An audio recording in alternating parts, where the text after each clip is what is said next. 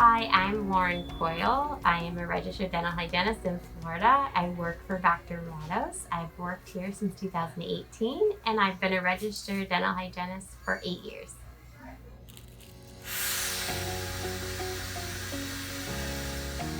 I've been using the aerosol collector for almost a month and a half. It has helped me collect aerosols. It's super hands-free, easy to use, easy to position.